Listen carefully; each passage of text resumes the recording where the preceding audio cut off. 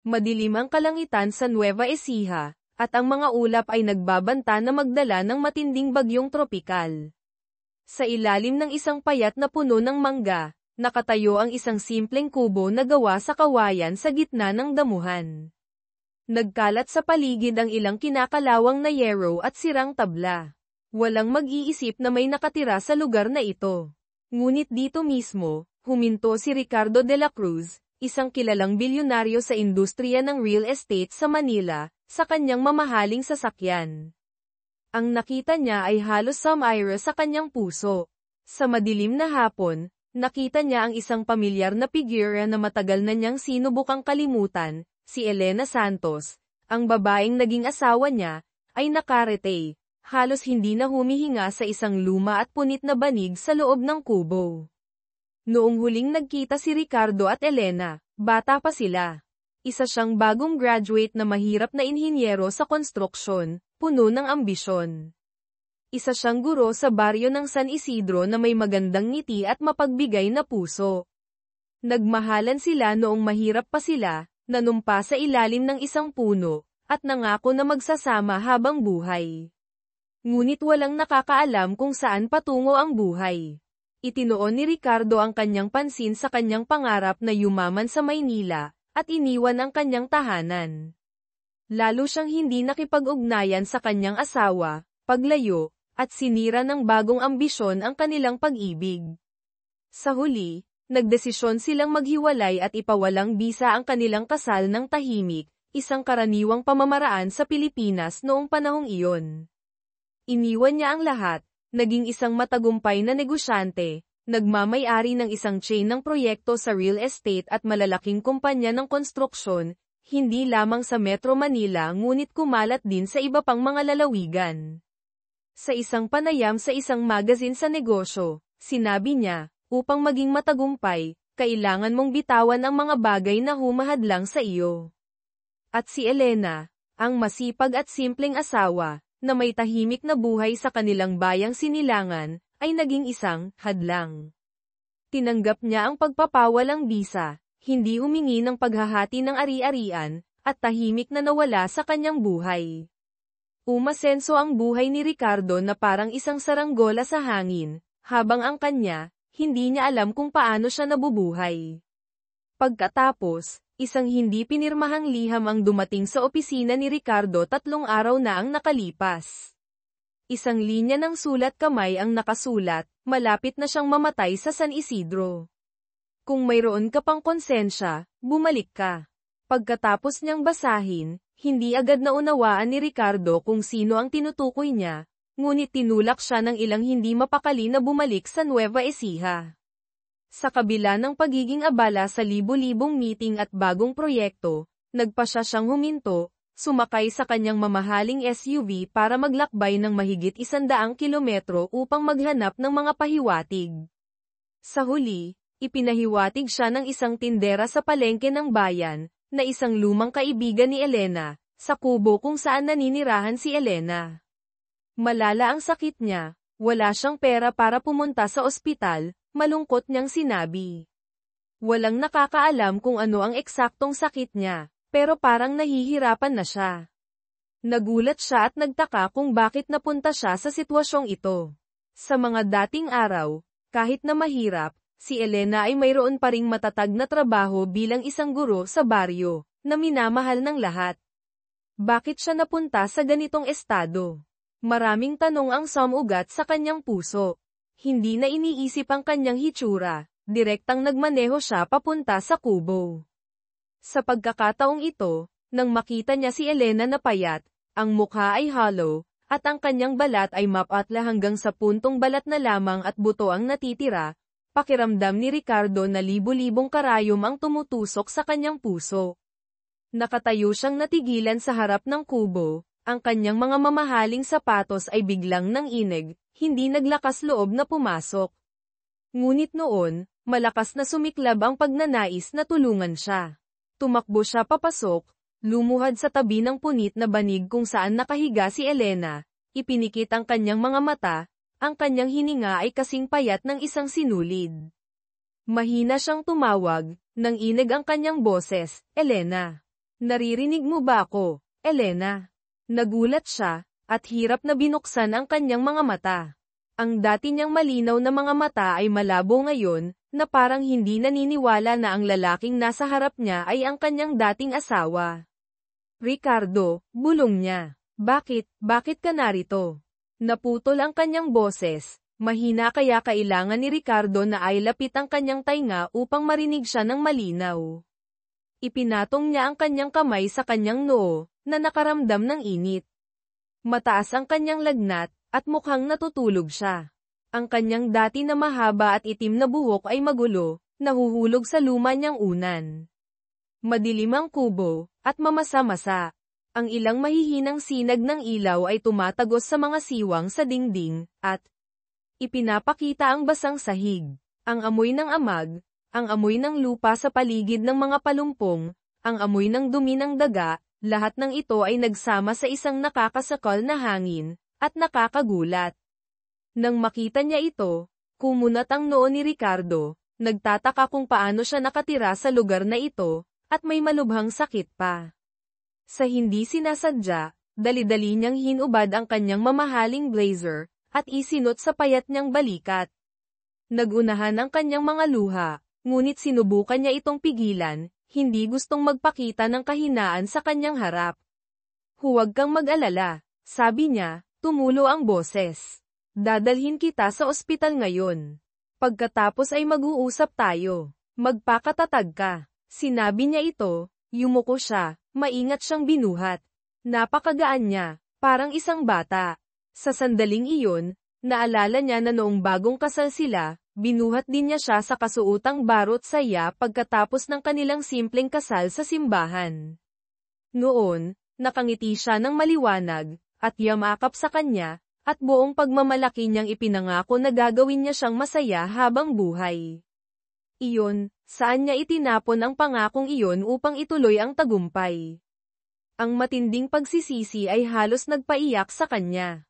Maingat niya siyang binuhat sa sasakyan, at ipinahiga siya sa backseat, at mabilis na nagmaneho papunta sa pinakamalapit na ospital sa bayan, ang San Isidro General Hospital.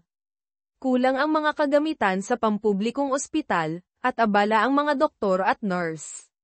Ngunit nang makita nila na seryoso ang kondisyon ng pasyente, agad nilang tinanggap at sinuri siya. Balisa na tumayo si Ricardo sa labas ng emergency room, nag-aalala.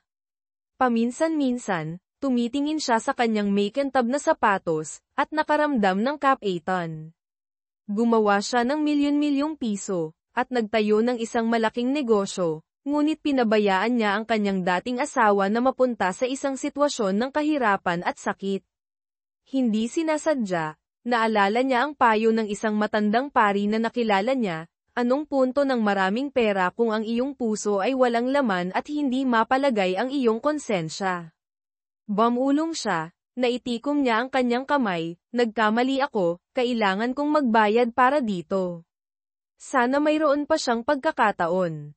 Lumabas ang isang doktor, at tinanong siya kung miyembro siya ng pamilya. Balisa niyang kinumpirma na siya ang kanyang dating asawa, handang magbayad para sa lahat ng gastos sa pagpapagamot. Umiling ang doktor, at sinabing seryoso, mahina ang kanyang kondisyon, sir. Malala ang kanyang malnutrisyon, at may mga palatandaan ng malalang pneumonia. Kailangan siyang ilipat sa intensive care unit, ICU. Gagawin namin ang aming makakaya, ngunit hindi namin alam kung ano ang aming magagawa. Tumango siya, mabilis na tumitibok ang kanyang puso. Hindi pa siya natatakot ng ganito. Kahit na ang kanyang kumpanya ay nasa bingit ng pagkalugi, ilang taon na ang nakalipas dahil sa krisis sa ekonomiya, pinanatili pa rin niyang kalmado ang kanyang sarili para makayanan. Ngunit ngayon, nang makita niya ang huling bahagi ng buhay ni Elena, nakita niya ang kanyang sarili na maliit at walang kapangyarihan. Inilipat si Elena sa ICU, puno ng mga linya ng IV at oxygen tube. Humingi ng pahintulot si Ricardo sa doktor na bisitahin siya sandali. Mahimbing siyang natutulog, mukhang pagod na pagod pagkatapos ng kanyang paggamot. Hinawakan niya ang malamig niyang kamay, nanginginig, at bumulong, Elena. Iniwan kita ng maraming taon. Mangyaring huwag mo akong iwanan ngayon. Isang mainit na luha ang tumulo sa payat niyang kamay. Sa isang sandali, naramdaman niya na gumalaw ang kanyang daliri, at pagkatapos ay nakatulog muli. Nabulol siya, at ipinatong ang kanyang noo sa gilid ng kama, tahimik na umiyak, at nabasa ang pagitan ng kanyang mga daliri. Kinabukasan, sinabi ng doktor na tumutugon si Elena sa mga antibiotics, ngunit napakahina kaya kailangan niya ng espesyal na nutrisyon at kumpletong pahinga. Napaiyak si Ricardo sa kagalakan, halos lumuhad para pasalamatan ang doktor. Sa kanyang buong buhay, ang makapangyarihang taong ito, bihira siyang yumukod kan inuman, at alam lamang kung paano gumamit ng pera upang malutas ang mga problema. Ngunit ngayon, taimtim siyang nagpapasalamat sa mga taong sumusubok na iligtas ang buhay ng babaeng pinabayaan niya noon. Sa loob ng ilang araw, iniwan niya ang kanyang trabaho sa Maynila, at nasa ospital siya. Maingat niyang tinanong ang mga nurse tungkol sa kalagayan ni Elena, at inalagaan siya. Patuloy na tumatawag ang mga empleyado ng kumpanya, at tinitingnan siya tungkol sa meeting, ang pagbubukas ng bagong sangay sa Cebu, at ang mahalagang proyekto sa Hapon. Maikli lamang siyang sumagot sa telepono, mayroon akong pamilyar na nangangailangan ng tulong. Makipag-usap sa aking vice-presidente. Nagulat ang lahat, bigla na lang iniwan ng kilalang workaholic na presidente, na itinuturing ang kanyang kumpanya na kanyang buhay. Ipinapalagay ng ilan na may malubhang sakit ang boss. Inisip ng iba na naghahanda siya ng malaking transaksyon sa malayong lugar. Ngunit walang nakakaalam na itinatapon ni Ricardo de la Cruz ang kanyang atensyon, pera, at takot sa kanyang dating asawa na nasa mahirap na ospital. Salamat sa magandang nutrisyon at gamot, dahan-daang nalagpasan ni Elena ang kanyang problema. Pagkatapos ng isang linggo, nagising siya at nakakakain na ng ilang kutsara ng malabnaw na lugaw. Pumasok si Ricardo sa kanyang kwarto. Nakita siyang nakatingin sa kisame, at mahinang nagtanong, paano mo nararamdaman ang iyong sarili? Lumingon siya, at tinitingnan siya, at pagkatapos ay mahinang ngumiti. Bakit, nandito ka pa rin? Sumagot siya, napakagandang marinig ka na nagising ka. Nandito ako para alagaan ka. Gusto niyang tumawa, ngunit ang kanyang ngiti ay maliit, na may halong kapaitan. Alagaan ako. Akala ko, gusto mo na akong iwanan magpakailanman. Ang kanyang boses ay malungkot, at tulad ng bahagyang reklamo. Nasamid si Ricardo, hindi alam kung anong sasabihin, bulol lamang siya ng dalawang salita, paumanhin. Bamantong hininga siya, at pagkatapos ay inubo na ikinilabot niya. Mabilis niyang binigyan siya ng tisyo at mainit na tubig. Humigop siya ng kaunti, at bamulong, huwag kang mag-alala.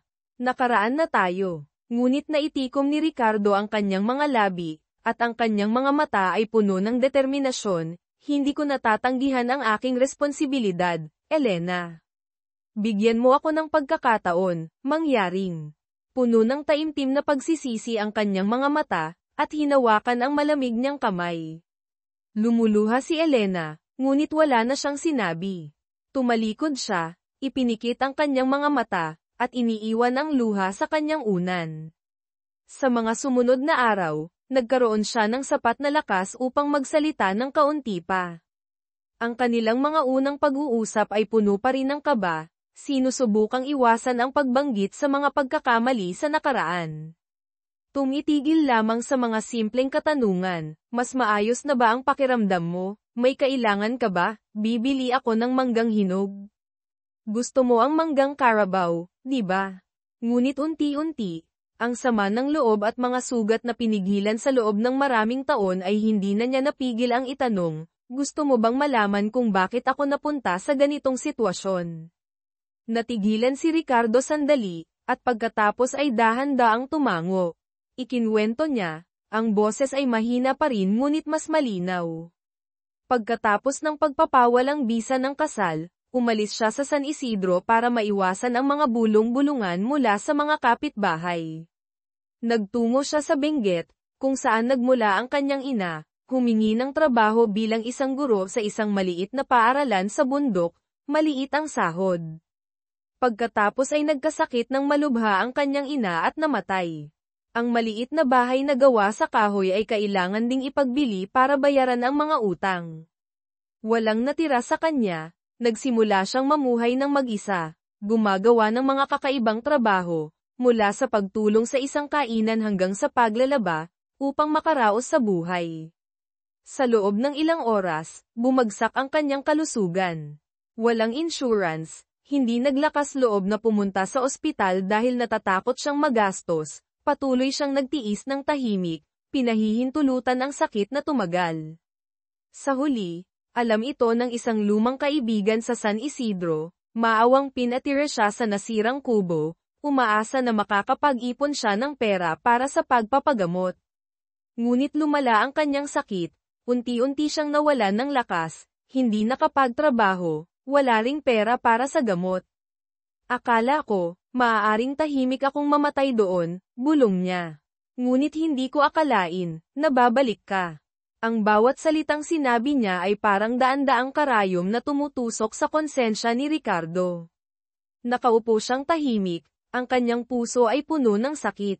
Tiningnan niya siya, at dahan-daang nagpatuloy, huwag mong sisihin ang iyong sarili.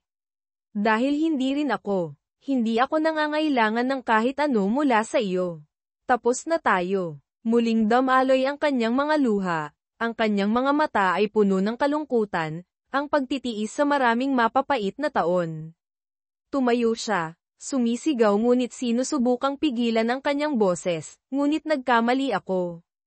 Kailangan kong itama ang aking pagkakamali. Hindi ka maaaring mamatay ng ganito. Hindi ko papayagan. Nanginig ang kanyang boses dahil sa damdamin at kawalan ng pag-asa. Ang mataas na uri, at makapangyarihang tao sa Manila, ngayon ay kinilala ang kanyang kahinaan, umaasa lamang na makaligtas ang babaeng nasa harap niya upang magkaroon siya ng pagkakataong matubos ang kanyang pagkakasala. Sa mga sumunod na araw, patuloy na nakikipag-usap si Ricardo sa mga doktor. Gusto niyang ilipat si Elena sa isang nangungunang internasyonal na ospital sa Maynila. Ngunit pinayuhan ng mga doktor na mahina pa rin ang pasyente. Ang malayong paglalakbay ay hindi mabuti sa kanyang kalagayan, mas magiging matatag kung patuloy siyang magpapagaling at gagamot dito. Nangako silang makikipag-usap sa mga nangungunang espesyalista kung kinakailangan. Napilitan siyang tanggapin, ngunit hindi nagtipid sa mga gastos para kumuha ng pribadong nurse na 24/7, bumili ng pinakamahusay na gamot, at mag-order ng mga espesyal na dieta mula sa restaurant. Ang kanyang mga empleyado ay kailangang magmaneho pabalik-balik mula sa Maynila patungo sa Nueva Ecija, na may dalang mga papeles at kontrata na naghihintay ng kanyang pirma. Isang bilyonaryo ang nakaupo sa sahig sa pasilyo ng ospital. Sa paligid ay mga laptop, dokumento, mga plano ng proyekto, habang gumagawa ng negosyo, balisa din niyang hinihintay ang balita mula sa silid. Ang mga gawin niya ay naging usapan ng mga doktor at nurse doon. Isang araw, tumawag ang kasosyo galing Singapore para sa mahalagang meeting. Nakita nila ang background ni Ricardo, at nagtanong, Ginoong de la Cruz, nasaan ka? Bakit hindi ito parang regular na meeting room? Sumagot siya ng kalmado, nang walang pagtatago, nasa probinsya ako. Inaayos ko ang mga isyu ng pamilya. Walang nakitang lisanin ni Ricardo de la Cruz para sa mga personal na rason, pero ngayon handa na siyang isantabi ang lahat, at ibuhos ang lahat ng kanyang atensyon sa babaeng dating niyang inabandona. Pagkatapos ng mahigit kalahating buwan ng aktibong pagpapagamot, pansamantalang nalampasan ni Elena ang kritikal na sitwasyon. Sinabi ng doktor na maaari na siyang lumabas at magpagaling, ngunit nangangailangan siya ng malinis, tahimik na kapaligiran at espesyal na pangangalaga. Ngunit nasaan ang kanyang bahay?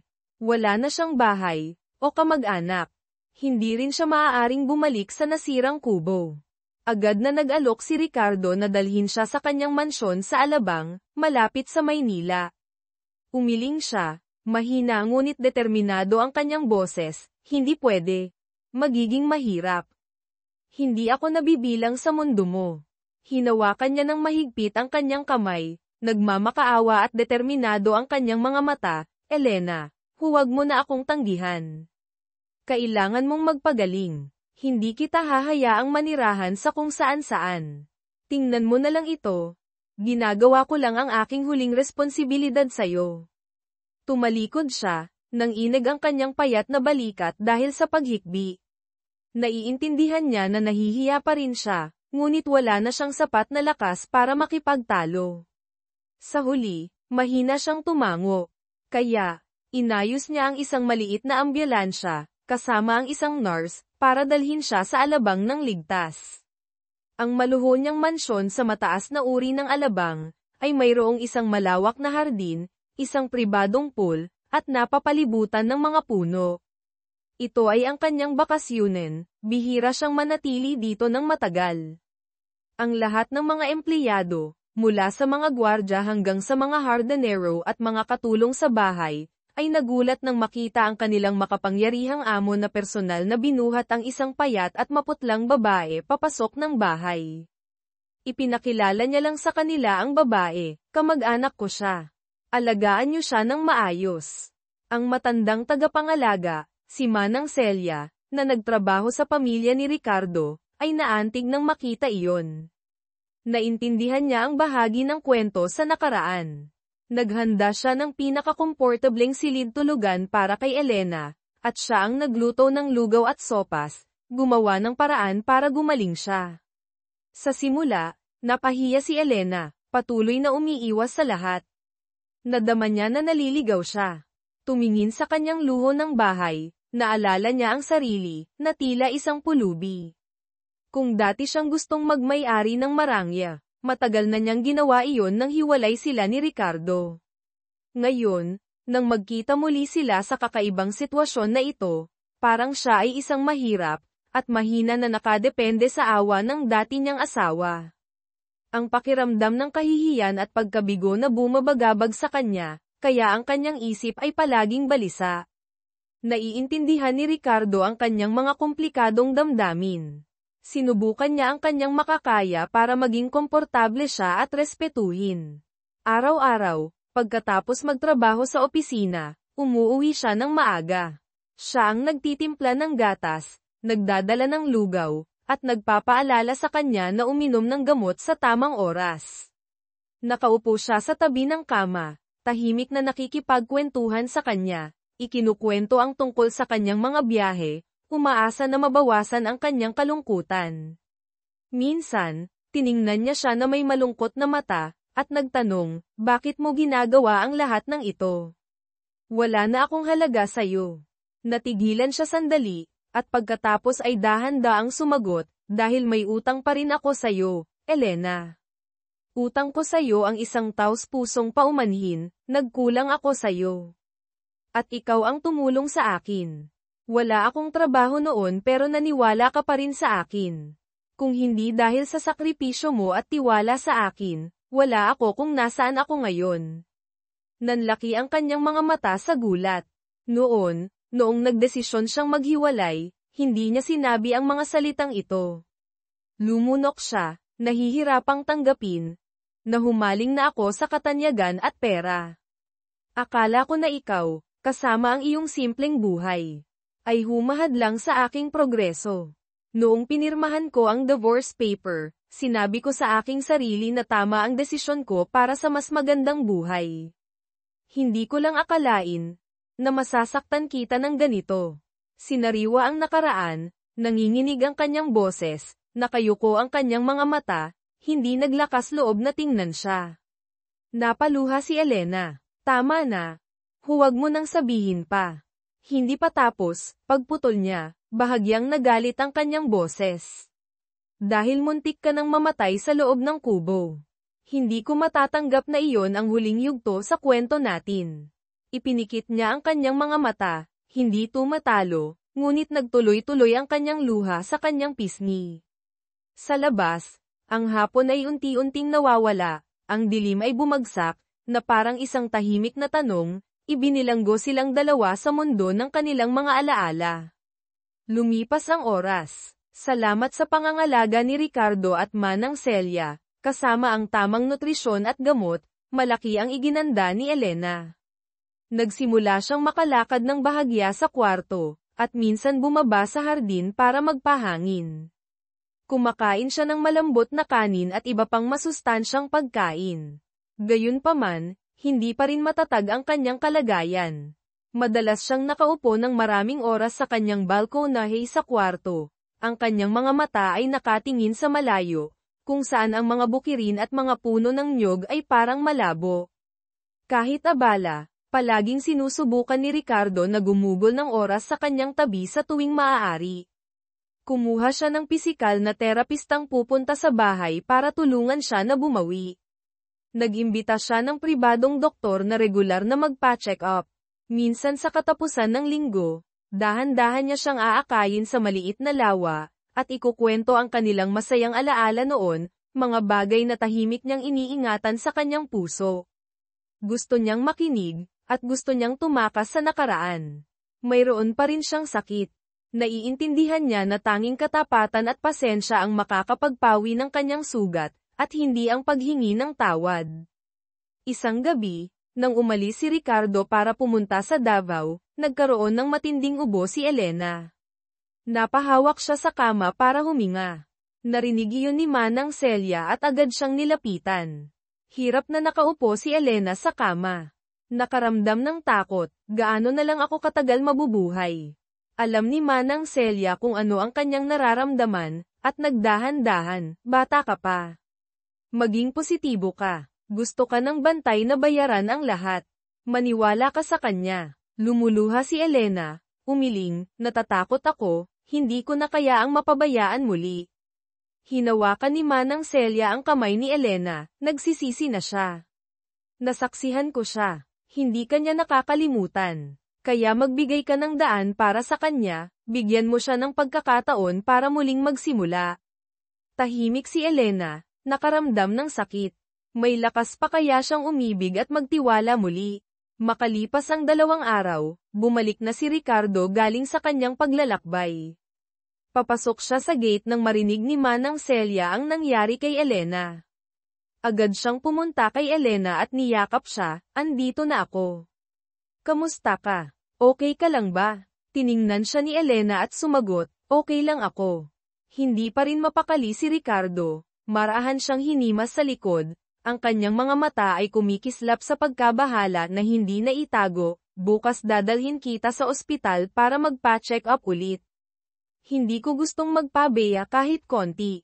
Tumingin siya ng malalim sa kanyang mga mata, biglang naalala ang mga sinabi ni Manang Celia noong nakaraang gabi. Sa isang sandali, mahina niyang tanong, kailangan mo pa ba ako? Natigilan si Ricardo, at agad na hinawakan ang kanyang mga kamay, may paniniwala at katapatan sa kanyang boses, kailangan kita, Elena. Kailangan kita higit sa lahat ng mayroon ako. Mula sa sandaling dinala kita mula sa loob ng kubo, nangako ako sa aking sarili na hinding-hindi na kita hahayaang mawala muli. Napahagulgol siya. Umiiyak na parang hindi na niya nagawa pa dati. Binuhat niya siya sa kanyang mga bisig at nagpadala ng katahimikan sa buong silid, kung saan maririnig niya ang kanyang mga sinabi, natatakot ako. Natatakot akong baguhin mo ang isip mo at iwanan mo ako. Wala na akong tiwala sa mga pangako. Hinawakan niya siya ng mahigpit, upang ipaalam sa kanya ang pagsisi. Pinigilan niya ang kanyang sarili na magpadala ng pag-asang nagmumula sa mahina niyang puso para sa kanila. Hindi siya nagsalita ng kahit ano pa at pinayagan lamang siyang mailabas at malimutan ang pagdurusa at sakit na kanyang kinuha sa mahabang panahon, habang tumutulo ang ilang luha mula sa kanyang tainga na lumilikha ng labis na pag-unawa.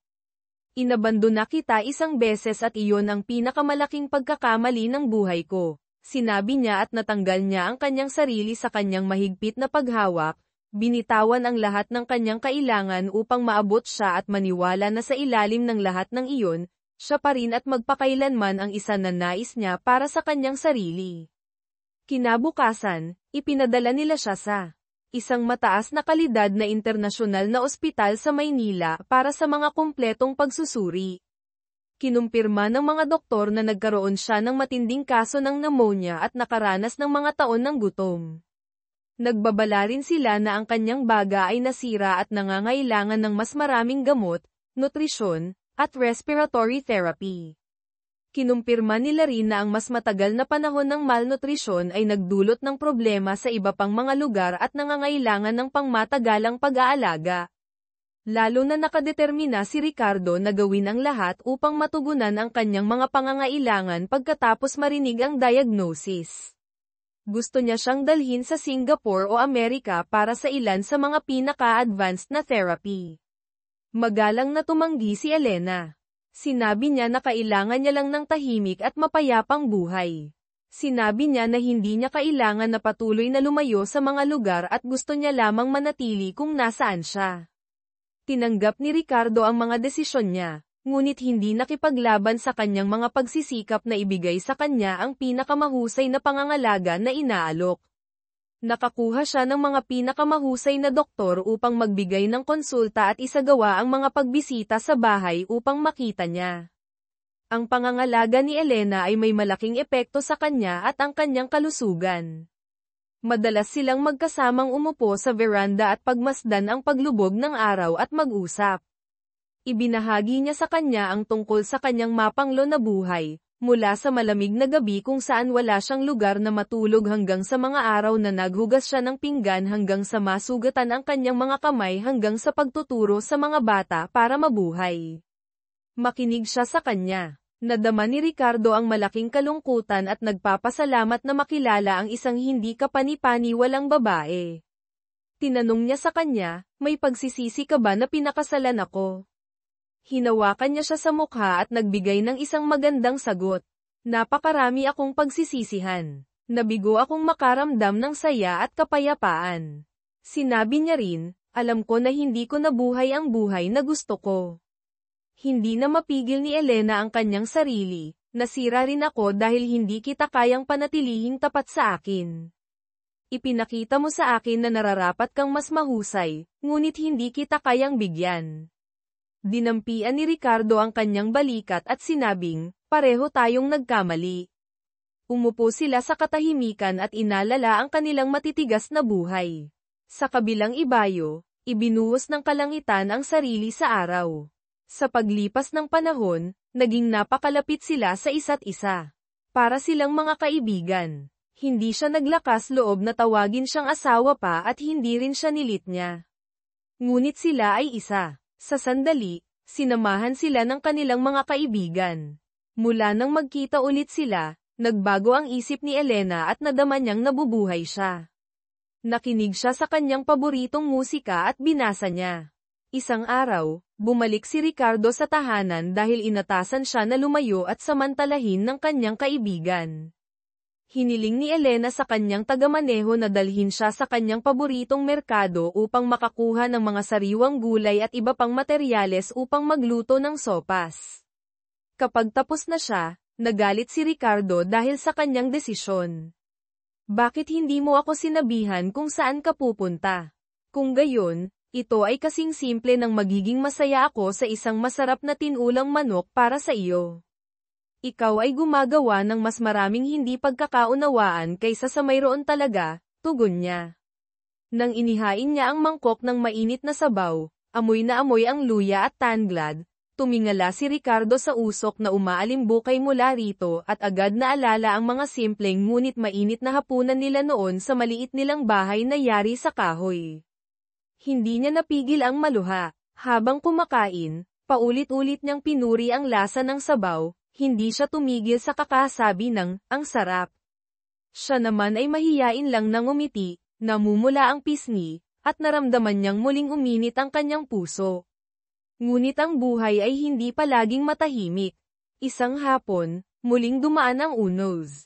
May mga tsismoso-tsismosang reporter ang nakahulaan ang balita. Ang negosyanteng si Ricardo de la Cruz ay umano'y nag-uwi ng misteryosang babae sa kanyang mansyon sa Alabang. Nagsimula silang umikot-ikot sa paligid ng mansyon, pilit kumuha ng mga litrato ng palihim, umaasang makakuha ng mainit na balita. Agad na kumalat ang impormasyon sa social media at ilang tabloid. Lumitaw ang mga mapanirang haka-haka, may nagsasabing siya ay, kabit, na binabahay ng mayaman, may mas malala pa na tinawag siyang gold digger, na sinamantala ang kahinaan ni Ricardo para makuha ang kanyang yaman. Nang mabasa ni Elena ang mga ito, labis siyang nasaktan at natakot. Muli siyang nagkulong sa silid, hindi naglalabas ng bahay, takot sa mapanghusgang tingin ng iba. Galit na galit si Ricardo. Agad niyang inatasan ang mga gwardiya na higpitan ang seguridad at hadlangan ang mga reporter. Pero hindi pa rin tumigil ang mga ito sa pagmamatsyag at paniniktik. Pilit siyang pinapalakas ang loob ni Elena, huwag mo silang pansinin. Ako ang bahala sa lahat. Tumingin siya kay Ricardo, may lungkot sa tinig, sinasabi nilang isa akong manloloko. Na sinasamantala ko ang kabutihan mo. Hindi ko ginasto ito. Dahil sa akin, nababahiran ang pangalan mo. Mahigpit siyang hinawakan ni Ricardo, mariing nagsalita, hindi ko hahayaang sirain kanila. Ipapakilala kita sa lahat, at ginawa nga niya. Sa tulong ng kanyang abogado, naglabas si Ricardo ng maikling pahayag sa ilang respetadong pahayagan, na nagsasaad na ang babaeng nasa kanyang tahanan ay ang dati niyang asawa. Dahil ito ay may malubhang sakit at walang matuluyan, inuwi niya ito upang alagaan, bilang pagtupad sa kanilang naging pagsasama. Ngunit lalong nag-usisa ang media. Sinimulan nilang kalkalin ang dahilan ng kanilang paghihiwalay noon, at kung bakit muling nagkabalikan. Lalong nabigitan si Elena sa mga tanong na bumubukas muli sa mga sugat ng nakaraan. Kaya't ipinag-utos ni Ricardo na limitahan ang mga impormasyon, at ipinagbawal kay Elena ang pagbasa ng dyaryo o pag-access sa social media. Muli, nakaramdam ng matinding guilt si Elena. Ricardo, dahil sa akin, kailangan mong pagdaanan ang lahat ng ito. Ngunit ngumiti lamang siya at niyakap siya ng mahigpit, ang mahalaga, ligtas at masaya ka. Walang halaga ang lahat ng ito kung kapalit ay makasama kita. May utang pa ako sa'yo, Elena. Eksaktong sa mga sandaling iyon, tumawag ang CEO ng kumpanya. May emergency. May problema sa malaking proyekto sa Cebu, banta ng legal na kaso at posibilidad ng pagkalugi kung hindi agad masolusyonan. Nag-alinlangan si Ricardo. Tiningnan niya ang maputlang mukha ni Elena, halatang nag-aalala. Ngunit siya na mismo ang nagsalita, Ricardo, importante ang trabaho mo. Ayos na ako. Huwag kang mag-alala sa akin. Nag-aalinlangan pa rin siya, naaalala ang matinding ubo ni Elena ilang araw na ang nakaraan. Ngunit pinilit ni Elena nang umiti, hindi ako kasing hina ng akala mo. Nandito si Manang Celia, ang nurse, at ang doktor. Kumpleto tayo sa alalay. Kaya mo na yan. Sa wakas ay pumayag si Ricardo, ngunit bago umalis, inulit-ulit niya ang mga bilin sa mga kasambahay, gwardya, at personal na doktor. Tumawag pa siya ng ilang beses bago sumakay sa eroplano. Elena ay pabirong sumagot, parang ang drama mo, para kang aalis ng 1 taon. Napabuntong hininga si Ricardo, takot lang ako, Elena. 1 beses ka lang nawala sa akin, at ayaw ko na itong maulit pa. Namula ang mukha niya sa sinabi nito. Inihatid niya ito hanggang sa gate, at habang papalayong ang sasakyan, may kakaibang init ang sumilay sa kanyang dibdib, isang uri ng pagmamahal na matagal na niyang inakalang wala na. Nagpunta si Ricardo sa Cebu ng 5 araw para sa isang business trip. Kailangan niyang ayusin ang gulo ng proyekto at dumalo sa pulong ng board of directors upang patahimikin ang mga shareholders. Sa panahong ito, hindi naglakas loob si Elena na tumawag ng madalas upang hindi siya maabala. Paminsan-minsan lang siya magpadala ng maikling mensahe para ipaalam na maayos pa rin siya, kumakain ng tama, at nasa mabuting kalagayan. Laging mabilis ang sagot ni Ricardo, kahit simpleng mensahe lang gaya ng, ingat ka palagi. Uuwi agad ako, pero sapat na iyon upang mapawi ang lungkot at magpainit sa puso ni Elena. Tuwing gabi, habang mag-isa siya sa malawak na silid, hindi niya maiwasang maalala si Ricardo. Napapangiti siya sa sarili, sino ang mag-aakalang pagkatapos ng maraming taon ng lamig at distansya, ngayon ay para na silang bagong magkasintahan, medyo awkward pa at mahiyain. Hindi niya may kakaila na ang damdamin niya para kay Ricardo ay nananatiling malalim. Marahil, talagang bahagi na sila ng isa't isa, ang mga pagsubok lang sa buhay ang pansamantalang naghihiwalay sa kanila. Biyernes ng umaga, nag-text si Ricardo na pauwi na siya ng Manila mamayang hapon. Kinakabahan si Elena habang binabasa ang mensahe. Bumaba siya sa hardin at siya na mismo ang pumitas ng ilang sariwang rosas, inilagay sa isang magandang kristal na florera, at inilagay sa maliit na mesa sa sala. Nakita ito ni Manang Celia at ngumiti ng may pilyang biro, handa na si Ma'am para salubungin si Sir sa hapunan. Ano? Ngumiti lang si Elena, medyo nahihiya, at hindi sumagot. Ngunit hanggang gabi, hindi pa rin dumarating si Ricardo. Bumuhos ang malakas na ulan, may kasamang kulog at kidlat. Balisa si Elena, hindi mapakali habang nakatingin sa labas ng bintana. Tinawagan niya si Ricardo ng ilang beses ngunit hindi ito sumagot. Halos hating gabi na nang dumating ito sa bahay, basang-basa, sobrang pagod, parang galing sa laban sa bagyo. Dali-daling lumabas si Elena sa gate para salubungin siya at iniabot agad ang tuwalya. Bakit ka nabasa ng ganyan? May nangyari ba? Umiling si Ricardo ng malungkot. Nasuran ako ng sasakyan sa daan, at naubos ang baterya ng cellphone ko. Matagal akong naghintay ng taxi sa ulan. Nag-aalala si Elena at agad na sinabi, maligo ka agad nang mainit, baka magkasakit ka. Kita sa mukha ni Ricardo ang pagkapagod at panghihina. Tumango lang ito at tahimik na umakyat. Pagkaraan ng ilang sandali, bumaba si Ricardo matapos maligo at magbihis. Napansin niya ang florera ng mga rosas sa mesa, at biglang lamambat ang kanyang tingin. Tumingin siya kay Elena at tinanong, ikaw ba ang naglagay ng bulaklak na yan para sa pagdating ko? Medyo nahiya si Elena pero tumango. Napalapit si Ricardo, niyakap siya ng mahigpit, at mahina ngunit puno ng damdamin ang boses, salamat. Salamat sa paghihintay. Niyakap siya ni Elena pabalik. Amoy pa rin niya ang halimuyak ng ulan sa kanyang damit, at napagtanto niyang mas matindi pala ang pagnanais niyang makauwi ito kaysa sa inakala. Mahinang sabi niya, pagod ka na, magpahinga ka na. Ngumiti si Ricardo at hinayla siyang umupo sa malambot na sofa. May pasalubong ako sayo. Kinuha niya mula sa kanyang bag ang isang cream-colored na wool scarf, simpleng-simple ngunit mainit. Nakita ko to sa isang handicraft store sa Cebu. Maganda diba? Subukan mong isuot, baka magustuhan mo. Napangiti si Elena, puno ng tuwa. Tinanggap niya ang scarf at maingat itong isinabot sa kanyang leeg. Ramdam niya ang init nito sa malamig na gabi ng tag-ulan. Sa sandaling iyon, tila nakalimutan nila ang lahat ng sakit at layo ng nakaraan. Tanging ang init ng kasalukuyan ang nangingibabaw sa kanilang mga puso. Ngunit isang linggo matapos ang muling paglapit nilang dalawa, isang di inaasahang pangyayari ang dumating na magpapabago sa takbo ng lahat. Tumanggap si Ricardo ng tawag mula sa kanyang personal na abogado. Pasensya na po sa abala, Ginoong de la Cruz, seryoso ang boses ng abogado. Ngunit nakatanggap po ang aming opisina ng isang anonymous complaint sa Department of Justice.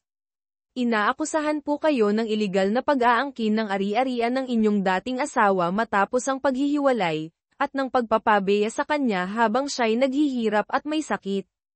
Nanlumo si Ricardo. Nang tanungin niya ang buong detalye, nalaman niyang may isang hindi pa nakikilalang tao na nagpadala ng mapanirang liham laban sa kanya. Sa kung anong paraan, kumalat ito sa media. Agad namang sinamantala ng ilang tabloid at unreliable news sites ang balita. May mga headline pang gaya ng, bilyonaryong si Ricardo de la Cruz, pinabayaan ang dating asawa ngayoy may sakit, walang tirahan, at bumalik para umasa. Nagsimulang umalingaw-ngaw ang galit ng publiko. Maraming hindi nakakaalam ng buong katotohanan ang agad na humusga, tinawag siyang walang puso at traidor. Bagamat nasa pangangalaga niya si Elena sa kanilang mansion, mabilis na kumalat ang mga maling balita. Malaki ang epekto nito sa kanyang reputasyon pati na rin sa imahe ng kanilang kumpanya. Galit na galit si Ricardo, ngunit higit pa roon, Ang inaalala niya ay ang epekto nito kay Elena. At tama nga siya. Aksidenteng nabasa ni Elena ang ilang masasakit na artikulo online tungkol kay Ricardo. Labis ang kanyang pagdurusa, pakiramdam niya siya ang sanhi ng lahat ng ito. Kasalanan ko, umiiyak niyang sabi. Dahil sa akin, nilalay at pinaparatangan kanila. Hinawakan ni Ricardo ang kanyang kamay, pinakalma siya. Wala yun, Elena. Huwag mong alalahanin. Ilalabas ko ang totoo. Noon, ikaw ang kusang lumayo. Hindi kita pinilit. Lahat ng ari-arian ay gusto kong ibahagi, pero ikaw mismo ang tumanggi. Ipapakita ko sa publiko ang katotohanan. Ngunit umiling si Elena, desperado. Ayokong humarap sa korte. Ayokong palalain pa ito. Natatakot ako sa lahat ng iyon. Tahimik si Ricardo. Nauunawaan niya ang takot ni Elena. Kung ganun, maghahanap ako ng ibang paraan. Pero kailangang linisin ang pangalan ko. Kung hindi lang ako ang mawawalan ng dangal, pati kumpanya ay masisira. Nag-aalala ang mga shareholders, maaaring bumagsak ang stock price. Baka masayang ang lahat ng pinaghirapan ko. Sa gitna ng gulo at tensyon, biglang nagpasya si Elena, isang desisyong ikinagulat ni Ricardo. Sinabi niyang handa siyang humarap sa publiko. Sa tulong ng isang kaibigan na may kilalang mga mapagkakatiwalaang mamamahayag, nag-ayos sila ng isang simpleng press meeting sa bahay. Siya mismo ang maglilinaw ng katotohanan. Gulat na gulat si Ricardo. Elena, sigurado ka ba? Kaya mo ba, physically at emotionally? Tiningnan niya ito, at ngumiti ng marahan ngunit matatag, dahil sa'yo, magsisikap ako. Ayokong ikaw ang masisi o mapulaan dahil sa akin. Kaya isang umagang maliwanag, ilang piling mamamahayag ang inimbitahan sa Alabang Mansion. Nagulat sila nang makita ang tinaguriang, dating asawang mahirap at may sakit, na nakaupo sa isang mararangyang sofa, balot ng simpleng cream na shawl, payat pa rin ngunit kitang-kita ang pagbuti ng kanyang kalagayan, maayos, kalmado, at may dignidad. Maingat silang nagsimulang magtanong, Ginang Santos, totoo po ba na pinilit po kayo ni G. De La Cruz na putulin ang kasal at iniwan kayong walang suporta? Huminga ng malalim si Elena, sa kakalmadong sumagot, matagal na po kaming naghiwalay ni Ricardo ng maayos, walang pamimilit. Ako po ang voluntaryong umalis at pinili ang isang simpleng pamumuhay. Ilang beses na po niyang inalok ako ng tulong pinansyal, ngunit tinanggihan ko. May isa pang reporter na sumingit, ngunit Ginang, ang paninirahan ninyo sa isang barong-barong sa probinsya, hindi po ba dahil sa kawalan ng tulong mula sa kanya? Bahagyang nanginig ang balikat niya, ngunit pinilit niyang panatilihin ang malinaw na tinig, pinili kong mamuhay ng malaya, ayokong umasa sa kahit kanino. Ang hirap na dinanas ko ay hindi kasalanan ni Ricardo. Marami lang po akong pinagdaan ng pagsubok at nagkasakit. At nang malaman niyang ako ay nasa panganib, siya mismo ang bumalik para ako'y hanapin at iligtas. Pagkatapos ay umubo siya ng ilang beses. Agad siyang inalalayan ni Ricardo, iniabot ang basong may maligamgam na tubig. Uminom siya ng kaunti, saka tumingin sa kanya, at ngumiti ng may lamang at tiwala. Kung hindi siya bumalik sa tamang panahon, baka wala na ako rito ngayon. Hindi niya ako iniwan o pinagsamantalahan. Sa harap ng kanyang taos-pusong paliwanag, tila nabawasan ang pang-uusig sa mga mata ng mga mamamahayag. Nagkuha pa sila ng ilang litrato, ni-record ang panayam, at agad din silang umalis. Sa biyahe pabalik, may nagsabi, hindi pala tulad ng mga chismis ang nangyari. May ilan na tila nag-aalinlangan pa rin, ngunit kinabukasan, ang mga artikulo ay may mas positibong tono, dating asawa, nagsalita upang linisin ang pangalan ni Ricardo de la Cruz, ang totoo sa likod ng muling pagkikita na punong-puno ng emosyon. Nagsimulang hamupa ang batikos ng publiko, at sa halip, naging usap-usapan ang kwento ng pagmamahalan nila. May ilan pa nga na nagtatanong, magkakabalikan kaya sila? Kahit maikli lang ang pakikipagharap sa media, halos mawalan ng lakas si Elena. Ngunit ramdam niya ang kaginhawaan at kasiyahan sa puso, dahil kahit papaano, may naitulong siya sa lalaking nasa tabi niya. Tiningnan siya ni Ricardo, puno ng pasasalamat at damdaming hindi maipaliwanag. Hinawakan niya ang kamay ng babae. Salamat, Elena. Salamat sa iyong tapang. Umiling siya, marahang ngumiti, kaunting kabayaran lang ito sa lahat ng isinakripisyo mo para sa akin. Lalong hinigpitan ni Ricardo ang hawak.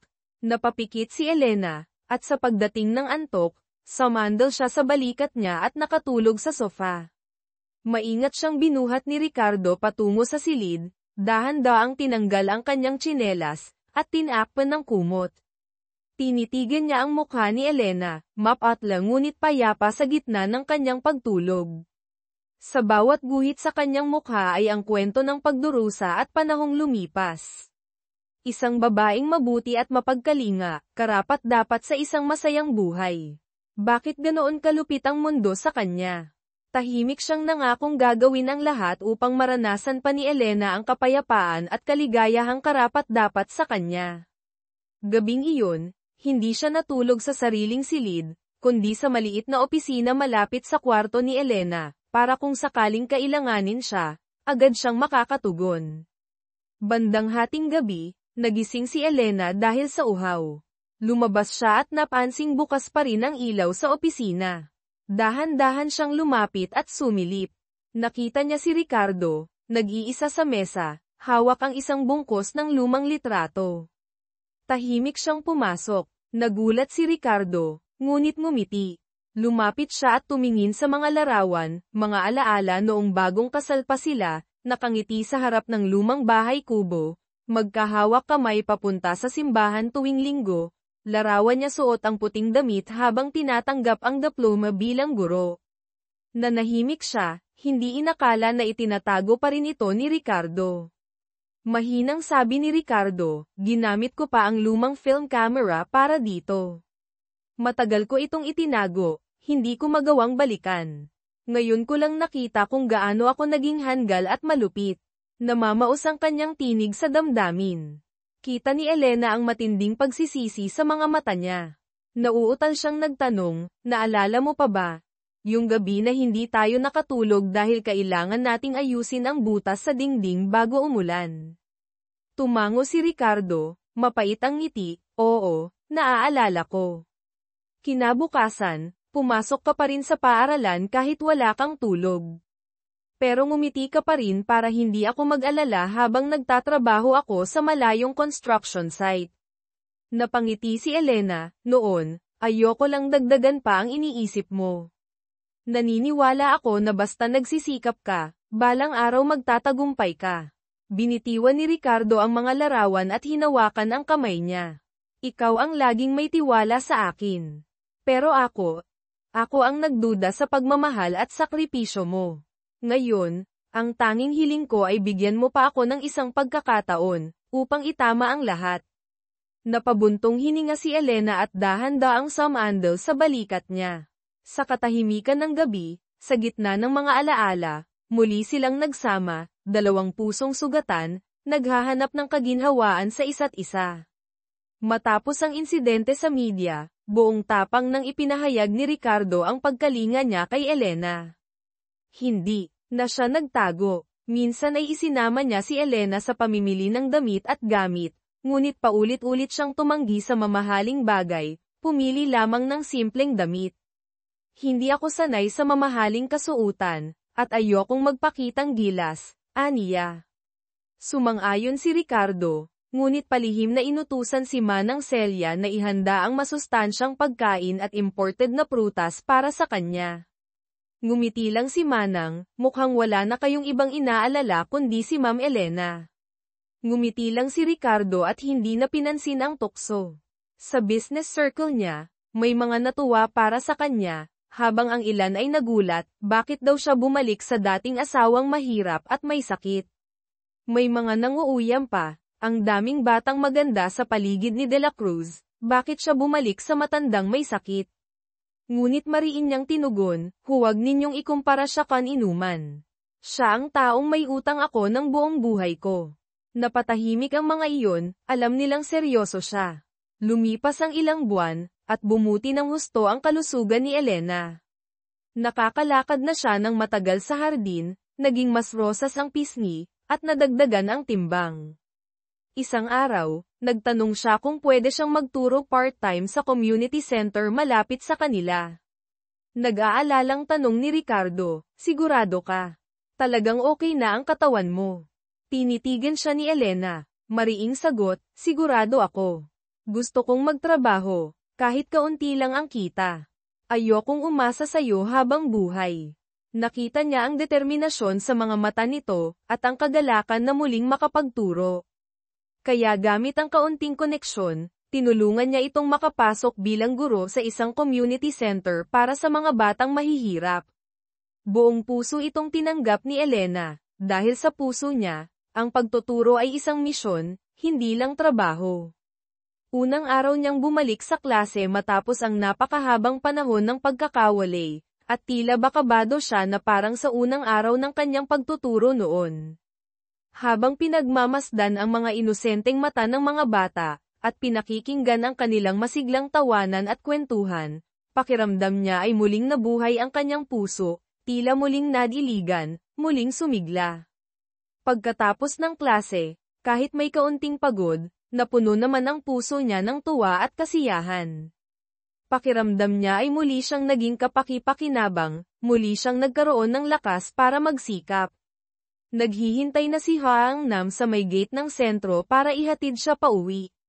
Nang makita niya ang maliwanag ng ngiti sa mukha nito, hindi maipaliwanag ang tuwang nadama ng lalaki. Lumapit siya sa kanya, namumula ang pisngi sa tuwa. Ngayong nakabalik na akong magturo, parang nabuhay ulit ako, mahal. Hinaplos ni Hang Nam ang ulo niya ng banayad at bulong, ang makita kang masaya, iyan lang ang pinakahiling ko. Mula noon, 3 beses sa isang linggo siyang nagtuturo ng regular. Sa natitirang araw, siya'y nagpapahinga, umiinom ng gamot, at nagpapalakas sa bahay. Si Hang Nam ay nagtalaga ng sariling tsuper para ihatid sundo siya araw-araw. Noong una ay nahihiya siya, ngunit kalaunan ay tinanggap din ang kagandahang loob nito, dahil hindi pa sapat ang kanyang kalusugan upang magmaneho o makipagsiksikan sa jeepney. Mabilis siyang minahal ng mga bata sa sentro, si Ma'am Elena na mabait at mapagmalasakit. Sa bawat klase, ayaw na siyang paalisin ng mga bata, pilit siyang pinapakwento ng mga alamat, at gustong turuan sila ng masasayang kantang pambata. May ilang guro sa sentro ang nakapansin sa mamahaling sasakyang sumusundo sa kanya at nag-umpisang magbulungan, mukhang mayamang-mayaman ang asawa niya, ano? Ngumiti lamang siya sa narinig, hindi nagpaliwanag, pero hindi rin nagyabang. Tahimik na lumipas ang mga araw, hanggang isang araw, isang batang mahirap sa klase ang nagkasakit ng matindi. Wala silang perang pampagamot. Nang malaman niya ang sitwasyon, tahimik niyang inilabas ang kaunting sahod niya at ibinigay ito sa ina ng bata. Para kay Ricardo, ang halagang iyon ay maliit. Ngunit para sa kanya, isang part-time na guro, iyon ay halos kalahati ng buwan niyang kita. Pag-uwi, napansin ni Hang Nam na tahimik siya at tinanong ito. Sa huli, ikinuwento rin niya ang nangyari. Napangiti si Hang Nam, ngunit may halong pag-aalala, bakit hindi mo sinabi sa akin? Sana ako na lang ang tumulong. Hindi mo kailangang ibigay ang lahat ng ipon mo. Ngumiti siya ng mahina, at sa mga mata niya'y nagniningning pa rin ang kabutihan. Gusto ko akong mismo ang tumulong sa bata, mula sa sarili kong pagsisikap. Alam ko kung gaano kahirap ang pakiramdam na may sakit pero walang makakatulong. Napatahimik si Hang Nam. Lalong tumindi ang paghanga niya sa pusong mapagmalasakit at matatag ng babaeng kanyang minamahal. Sa isipan niya, hindi siya nagbago. Siya pa rin ang babaeng may gintong puso, inuuna ang iba bago ang sarili. Kahit siya man ay nasaktan na noon. Malapit na ang Chinese New Year, hindi man ito opisyal na pista sa Pilipinas, ngunit ipinagdiriwang pa rin ng mga Tsino at ilan. Nais ni Elena na bumalik sa Benguet upang mag-alay ng insenso sa libingan ng kanyang yumaong ina. Agad na alok ni Haangnam, sasama ako sa iyo. Nag-aatubili siya, ngunit sa huli pumayag din. Magkasama silang bumalik sa hilagang kabundukan. Ang dating munting bahay kahoy ng kanyang ina ay matagal nang naibenta, at ngayon ay naging makulay na hardin ng bagong may-ari. Naiwan na lamang ang isang payak na libingan, natatakpan ng mga damo sa likod ng isang maliit na templo sa gilid ng burol. Lumuhad siya sa tabi ng libingan, maingat na nilinis ang damo at nag-alay ng insenso. Namumugto ang mata. Tahimik si Haangnam habang inilalapag ang dala niyang puting bulaklak na chrysanthemo, at iginagalang na yumuko.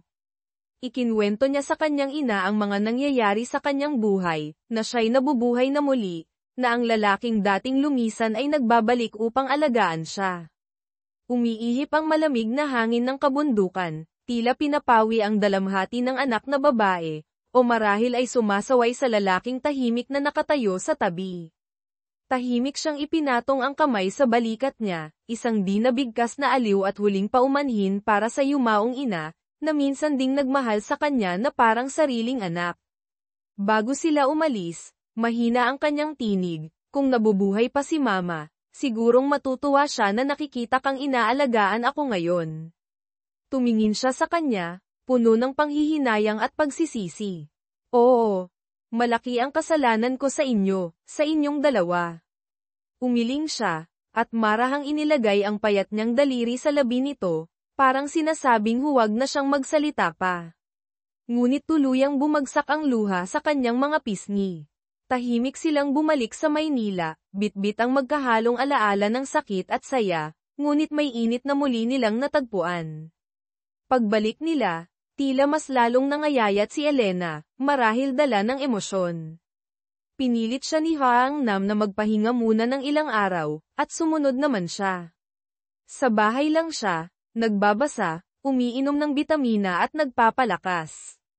Isang gabi, habang nanonood sila ng TV sa sala, bigla siyang hinawakan ni Haangnam sa kamay, mababa ang tinig, "May ka ba, Elena? Naisip mo na ba kung mapapatawad mo na ako ng buo, upang magpakasal tayong muli?" Nagulat siya, napapikit sandali. Alam niyang darating ang tanong na ito, pero hindi pa siya handang harapin ito noon. Tumahimik siya, mabilis ang tibok ng puso, bago siya mahinang nagsalita, "Mahal, natatakot ako. Takot na baka magbago ka ulit. Takot na baka masaktan na naman ako." Tumingin siya sa kanyang mga mata, taos puso at malambing, "Hindi ko maipapangakong habang buhay o walang hanggan, dahil wala namang nakakaalam ng hinaharap.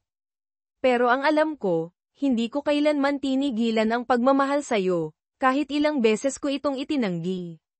Gusto ko na maging asawa ka muli, Elena.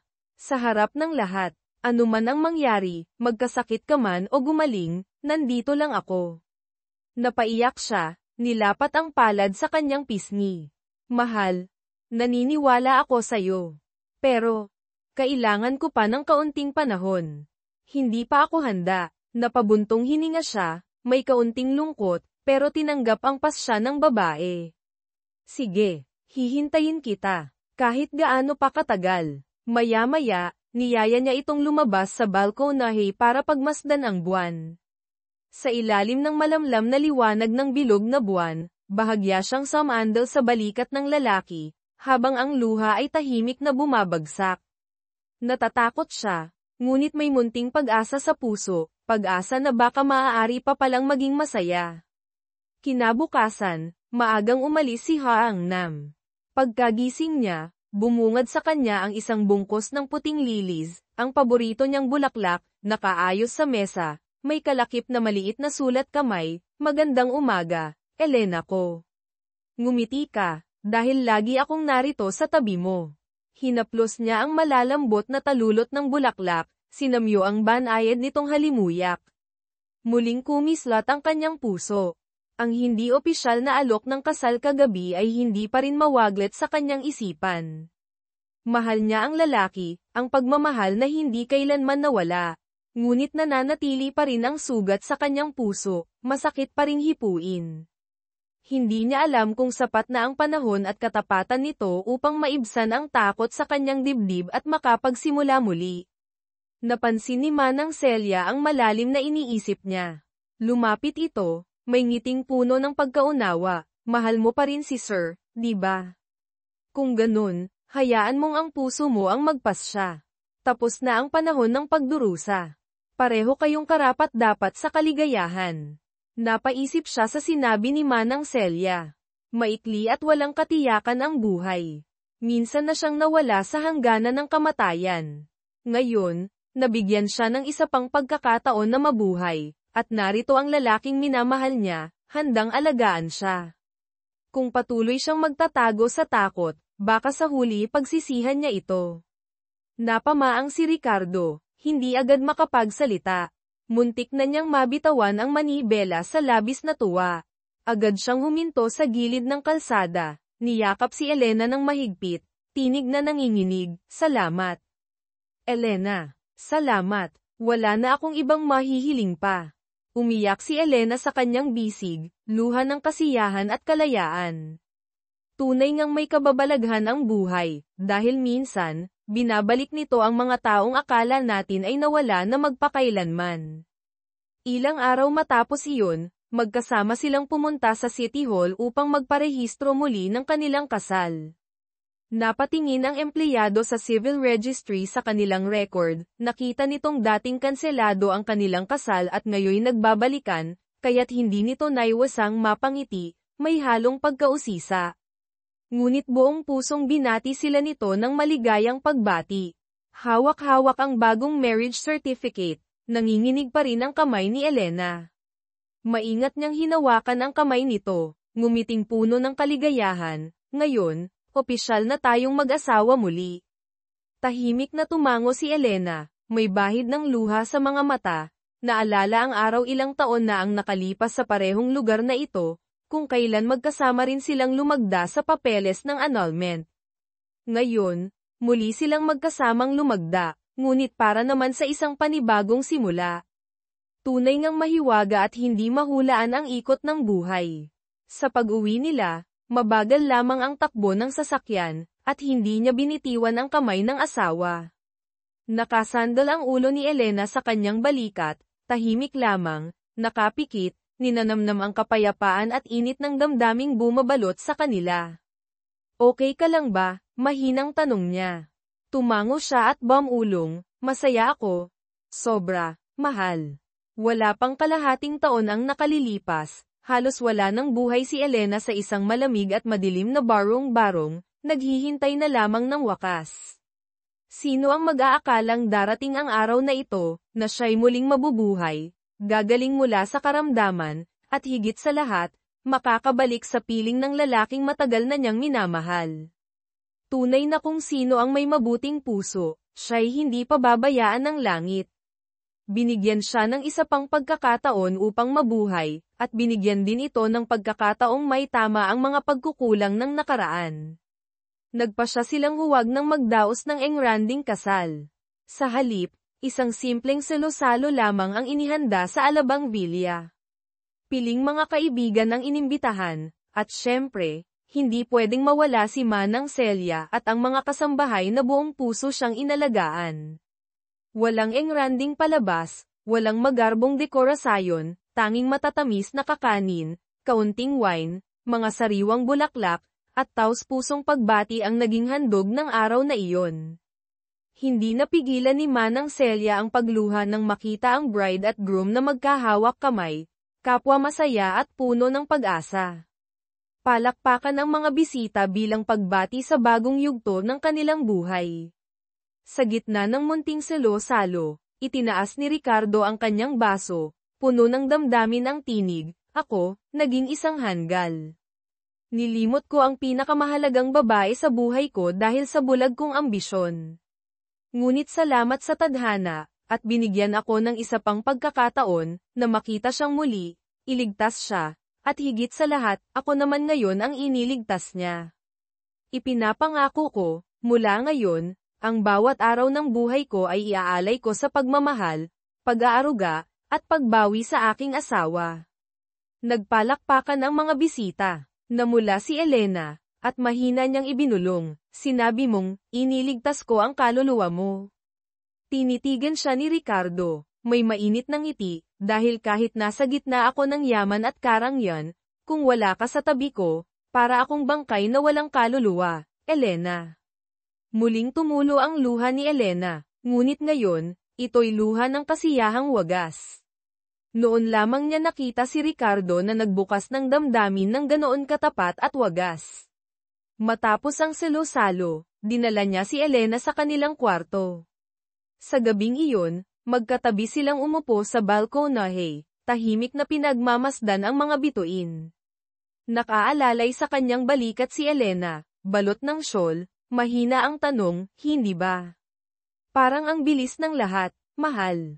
Munting halik ang ibinigay niya sa noo ng asawa, sabay sagot, "Naligaw tayo ng landas sa loob ng mahigit 10 taon, Elena. Mabilis man o mabagal, wala na iyong halaga. Ang mahalaga, magkasama na ulit tayo, at sabay nating tatahakin ang natitirang panahon." Tumango siya, at muling pumatak ang luha ng kapayapaan at kabuoang kaligayahan. Mahigpit siyang niyakap ni Ricardo, at mahinang bumulong sa kanyang tainga, "Ikaw ang asawa ko, ngayon, bukas, at sa lahat ng araw na darating."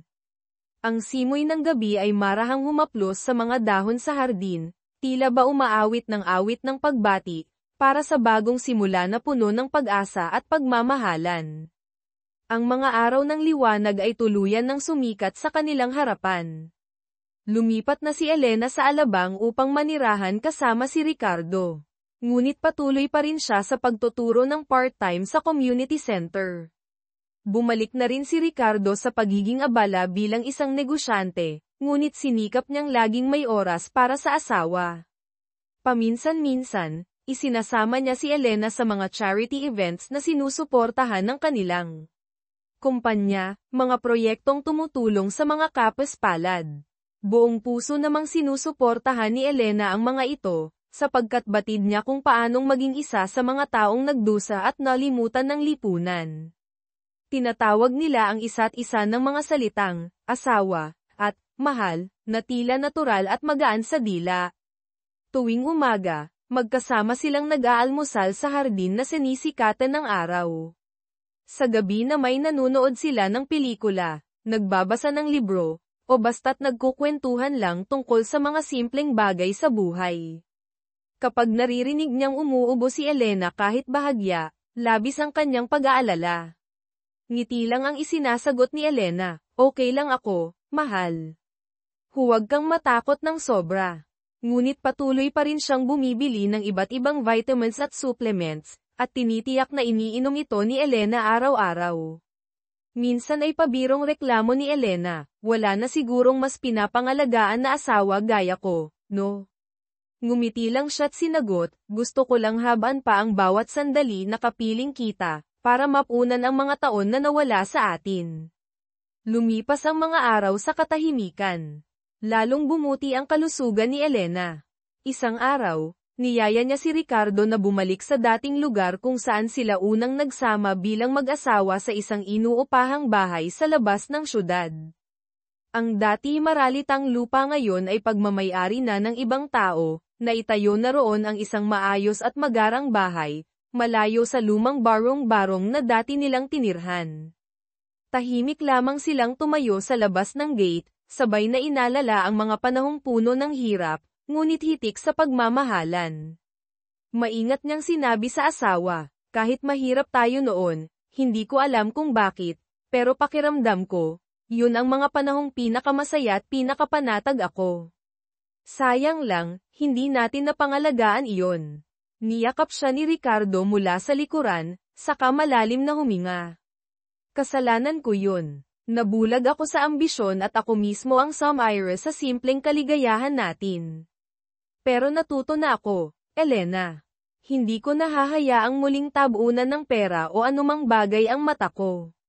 Tumango siya at nanatiling tahimik, sabay silang tumitig sa dating alaala ng tahanan. Ilang bata sa kapitbahay ang dumaan, nagtatawanan habang naglalaro. Sinundan niya ng tingin ang masasayang mukha ng mga bata, at isang lihim na pagnanais ang sumibol sa puso niya, ang magkaroon ng sariling pamilya, ng tahanang may tawanan ng mga anak. Ngunit batid din niya ang katotohanan, dahil sa kondisyon ng katawan niya ngayon, baka hindi na iyon posible. Parang nabasa ni Ricardo ang laman ng isip niya. Mahigpit siyang niyakap, saka mahinang nagtanong, Elena, gusto mo ba tayong magkaanak? Namula siya, nangingilid ang luha sa mata. Noon, pangarap ko yun. Pero ngayon, hindi ko alam kung kakayanin pa ng katawan ko. Tahimik si Ricardo ng ilang sandali, saka banayad na hinaplos ang buhok niya. Huwag kang mag-alala. Magpakonsulta tayo sa doktor, magtanong tayo ng maayos. Kung pwede, napakagandang biyaya yun. Pero kung hindi, ayos lang din. Mahal na mahal pa rin kita, Elena, at mananatili yun, anak man o wala. Tumango siya, mga luha ng pasasalamat ang dahan-daang bumagsak mula sa mata. Ang pagmamahalan nila ngayon ay hindi na tulad ng dati, hindi na apoy na sabik at pabigla-bigla, kundi isang apoy na tahimik ngunit matatag. Isa itong pag-ibig na ng pag-unawa, pagtanggap, at walang hanggang pagtitiis. Sa puso niya, ngayon lang siya nakaramdam ng ganitong kapayapaan. Kinagabihan, pagbalik nila sa bahay, siya na mismo ang humawak sa kamay ng asawa, mahinang nagsabi, mahal kita, Ricardo. Isang simpleng pahayag ng damdamin, ngunit matagal na rin mula noong huli niya itong nasambit ng ganito kanatural. Lubos na naantig si Ricardo, mahigpit siyang niyakap na parang ayaw ng pakawalan. Sa puso ni Elena, dama niya ang kanyang pagiging mapalad na nabigyan pa siya ng buhay, at higit pa riyan, isang buhay na ng tunay na pag-ibig. Mahina niyang ibinulong sa tainga ng asawa, kung sakaling, kailangan ko nang umalis ng mas maaga, sana wag kang masyadong malungkot, ha? Nagulat si Ricardo, agad tinakpan ang bibig niya, wag kang magsalita ng ganyan, Elena. Gagawin ko ang lahat para manatili kang malusog at mabuhay ng matagal. Sa buhay na ito, mananatili tayong magkasama, habang buhay. Sumandal siya sa dibdib nito, tahimik na umiiyak. Hindi siya sigurado sa kung ano ang darating sa hinaharap, ngunit batid niyang sapat na ang kasalukuyan ito para siya'y tawaging tunay na masaya.